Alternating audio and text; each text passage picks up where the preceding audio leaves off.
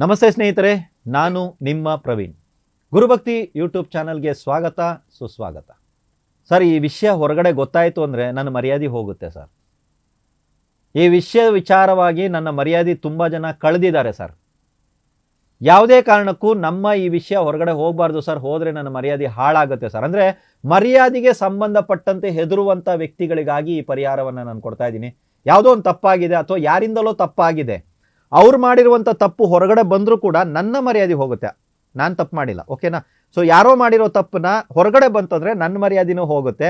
ಅವ್ರ ವಿಚಾರವಾಗಿ ವಿಷಯ ತಿಳಿತು ಅಂದರೆ ನಮ್ಮ ಮರ್ಯಾದೆ ಹೋಗುತ್ತೆ. ಅಥವಾ ನಾವೇ ಸ್ವತಃ ತಪ್ಪನ್ನು ಮಾಡಿರ್ತೀವಿ, ಈ ವಿಷಯ ಹೊರಗಡೆ ಬಂದಾಗ ನಮ್ಮ ಮರ್ಯಾದೆ ಹೋಗುತ್ತೆ. ಅರ್ಥ ಆಯ್ತಾ ನಿಮಗೆ? ಸೊ ಮರ್ಯಾದೆಗೆ ಸಂಬಂಧಪಟ್ಟಂತೆ ವಿಷಯ ಹೊರಗಡೆ ಹೋಗಬಾರ್ದು. ನಮ್ಮ ಮಾನ ಮರ್ಯಾದೆ ಉಳಿಬೇಕು. ಮನೆಯ ಗೌರವ ಸರ್ ಹಿಂಗಾಗ್ಬಿಟ್ಟೈತೆ, ಯಾರಿಗಾರು ಗೊತ್ತಾಯ್ತಂದರೆ ನಮ್ಮ ಮಾನ ಮರ್ಯಾದೆ ಎಲ್ಲ ಹರಾಜಾಗ್ಬಿಡುತ್ತೆ.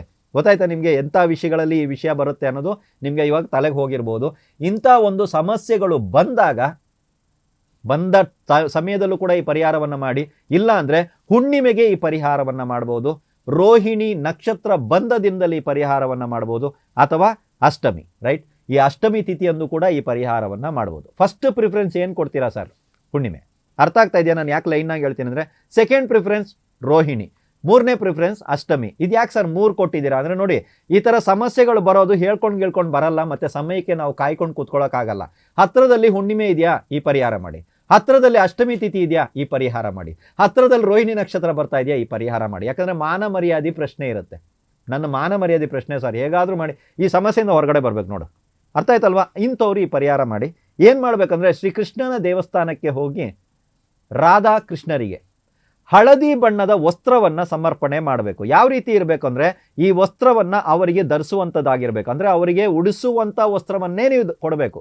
ಮಾನ ಮುಚ್ಚಬೇಕು. ಇಲ್ಲಿ ಮಾನ ಕಳೀತಾ ಇದ್ದೀವಿ, ಕರೆಕ್ಟ್? ಅರ್ಥ ಆಗ್ತಾ ಇದೆಯಾ? ಸೊ ಯಾಕೆ ಈ ಪರಿಹಾರ ಬಂತು ಅಂತ? ಸೊ ಅಲ್ಲಿ ವಸ್ತ್ರವನ್ನು ಕೊಡಬೇಕು. ಈ ವಸ್ತ್ರವನ್ನು ತಾಯಿಗೆ, ಕೃಷ್ಣನಿಗೆ ಇದನ್ನು ಉಡಿಸುವಂಥ ವಸ್ತ್ರವನ್ನೇ ಕೊಡಬೇಕು. ಅದು ಹಳದಿ ಬಣ್ಣವಾಗಿರಬೇಕು. ಅದರ ಜೊತೆಗೆ ಹಳದಿ ಬಣ್ಣದ ಹೂಗಳನ್ನು ಸಮರ್ಪಣೆ ಮಾಡಿ ಬನ್ನಿ. ನೋಡಿ, ನಿಮ್ಮ ಜೀವನದಲ್ಲಿ ಪರಿವರ್ತನೆ ಬರುತ್ತೆ. ಯಾವ ವಿಚಾರಕ್ಕೆ ಅಂದರೆ, ನನ್ನ ಈ ವಿಷಯ ಹೊರಗಡೆ ಬಂದರೆ ಮಾನ ಮರ್ಯಾದೆ ಹರಾಜಾಗುತ್ತೆ ಅಥವಾ ಮಾನ ಮರ್ಯಾದೆ ಹೋಗುತ್ತೆ ಅನ್ನುವಂಥ ವಿಷಯಗಳು ಸರಿಯಾಗ್ಬಿಡ್ತವೆ. ಆ ಮಾನ ಮರ್ಯಾದೆ ಉಳಿತದೆ. ಅಯ್ಯೋ, ಇದು ಗೊತ್ತಾಗ್ಬಿಟ್ಟಿದ್ರೆ ಸಮಸ್ಯೆ ಆಗಿರೋದು ಬಂತ, ಅಪ್ಪ ದೇವರೇ ಕಾಪಾಡಿದೆ, ನನ್ನ ಮಾನ ಉಳಿಸ್ಬಿಟ್ಟೆ ಅಪ್ಪ ದೇವರೇ ಅಂತೀವಲ್ಲ, ಆ ರೀತಿ ಒಂದು ಮ್ಯಾಜಿಕ್ ನಿಮ್ಮ ಜೀವನದಲ್ಲಿ ಖಂಡಿತವಾಗ್ಲೂ ನಡೀತದೆ.